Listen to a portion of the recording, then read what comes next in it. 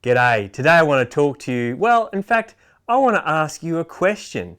If you have sold your house for twice the money you paid for it, have you actually made any money? So let me ask you this. If you bought a house for $500,000, say 15 years ago, and then this year you sell it for $1 million, have you made any money? Well, the first answer is like, yeah, sure, I made 500 grand. Well, have you really, right? And I keep asking you that question because I want you to think. If you bought something for 500 grand 15 years ago, you had a few choice of houses for 500 grand and you chose the one that you chose.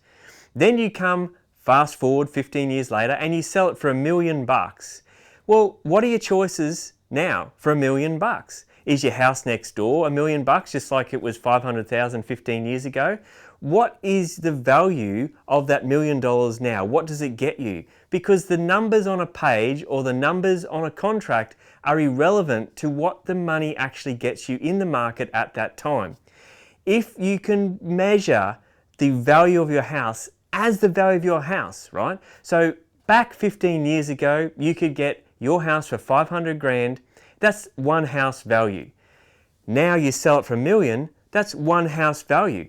Have you outperformed the market? Could you sell your home and get equivalent homes for like 2 or 1.5 house values? Because that's the only true measurement. Other than that, it's fake. It's fake economy. It's a wealth effect. You think you're wealthy, but you're not. What's actually happened is that the market has moved in its pricing, but the value of your home is still one house value. That's the sort of thing that you need to look at when you come to sell. It's very easy to get caught up in the fact that, oh, look, I'm going to have all this money, and then you go to rebuy, and in fact, you're short. And don't laugh, we've seen it happen. I'm Scotty North, and this is 2 Minutes Tops.